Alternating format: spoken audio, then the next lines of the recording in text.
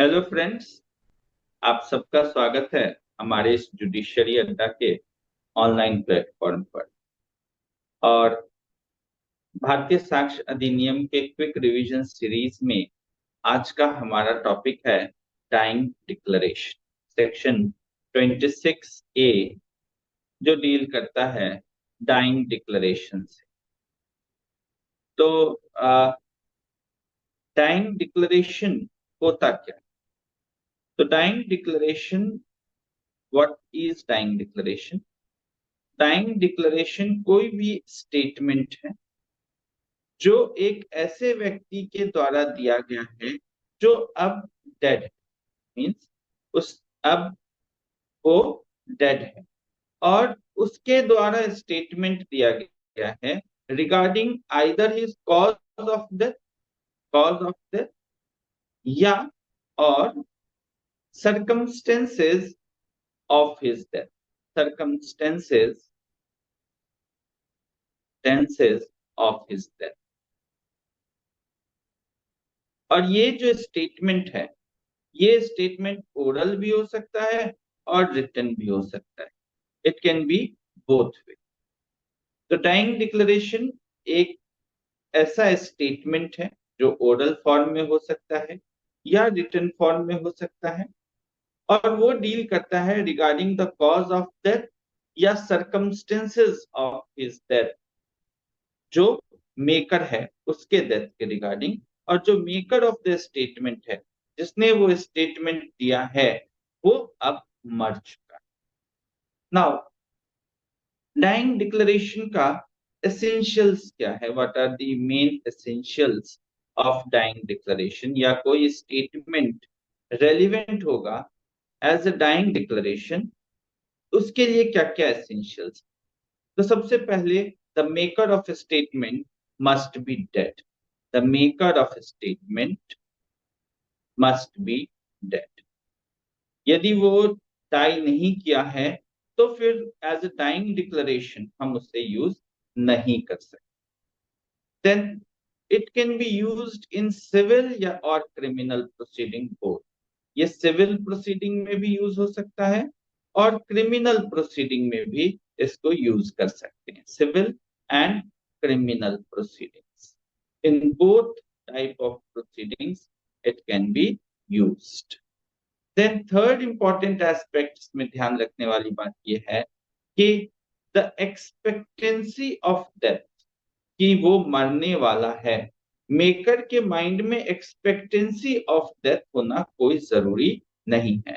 तो the expectancy of death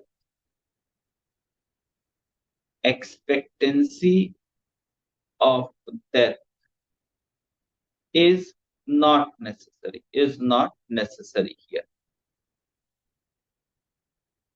So these are the essentials as far as dying declaration is concerned. अब dying declaration का evidentiary value क्या है? कि what is the evidentiary value of dying declaration? तो evidentiary value dying declaration का है कि it is one on which the conviction can be based. यदि dying declaration trustworthy है तो, if the dying declaration is trustworthy, then it can be the sole basis of conviction also. Then conviction can be based on it. Can be based on. यानी कि ये substantive piece of evidence है, और यदि fully trustworthy है तो कोई collaboration की जरूरत भी नहीं पड़ेगी। नाउ अब हमें देखना होगा कि व्हाई डाइंग डिक्लेरेशन हम एडमिट करेंगे। तो डाइंग डिक्लेरेशन हम एडमिट करते हैं because of two reason. One is necessity. Necessity का मतलब कि डेड और जो पर्सन एक्यूज्ड है उसके बीच में एक्चुअली क्या हुआ, दिस नो वन नो। किसी किसी सिचुएशन में हमारे पास कोई और एविडेंस नहीं रहता है, तो in lack of any other evidence, it is necessary to take into consideration the dying declaration. इसलिए कि और कोई एविडेंस अवेलेबल नहीं है कि किस लिए डेथ हुआ, हम नेसेसिटी हो जाता है डाइंग डिक्लेरेशन को रेलिवेंट लेने के लिए। दूसरा एक मैक्सिम है, नेमो मोरिटुरस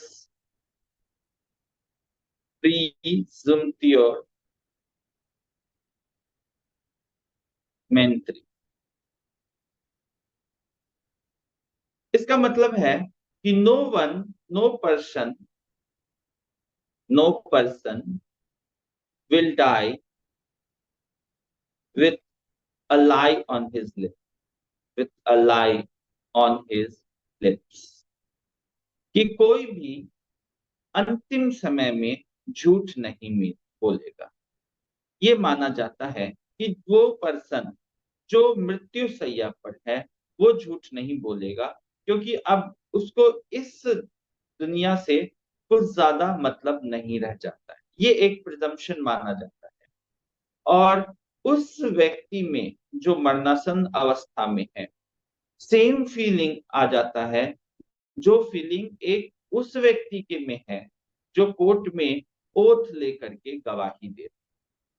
तो no person will die with a lie on his lip, ये बेसिक रीजन है why we accept the dying declaration.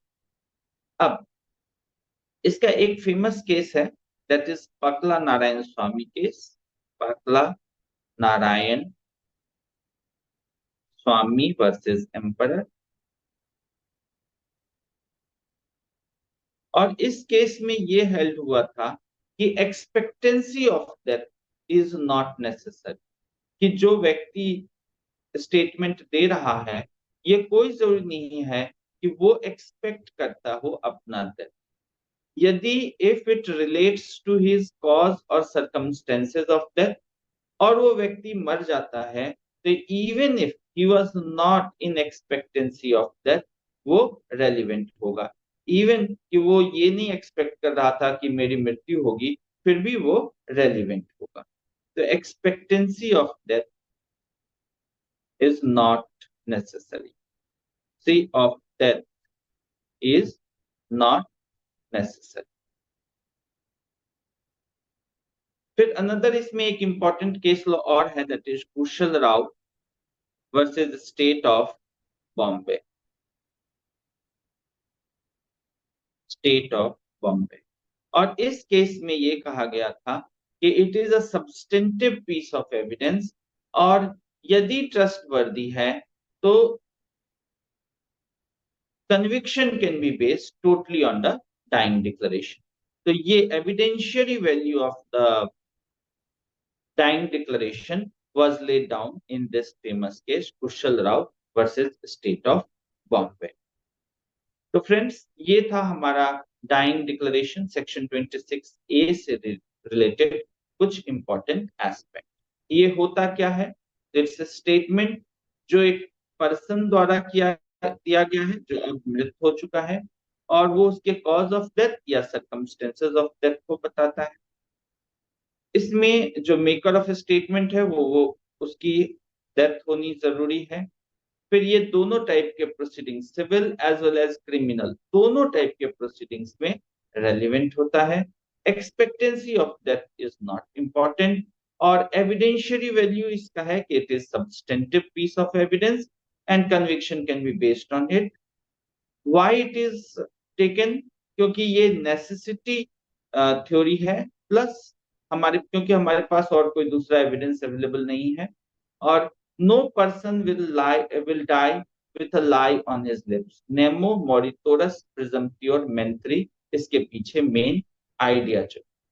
अब यदि जो मेकर ऑफ स्टेटमेंट है, इन केस वो यदि डेथ नहीं होता है, तो फॉर एग्जाम्पल पर्सन ने स्टेटमेंट दे दिया, but because of good medical facility वो बच जाता है, तो इफ he survives,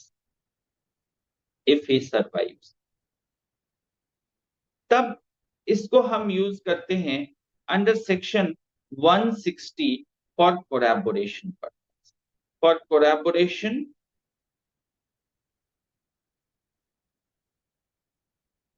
पर्पस इसको अंडर 160 ऑफ भारतीय साक्ष्य अधिनियम हम यूज कर सकते हैं, और अंडर सेक्शन 148 हम इसको यूज कर सकते हैं फॉर कॉन्ट्राडिक्शन पर्पस।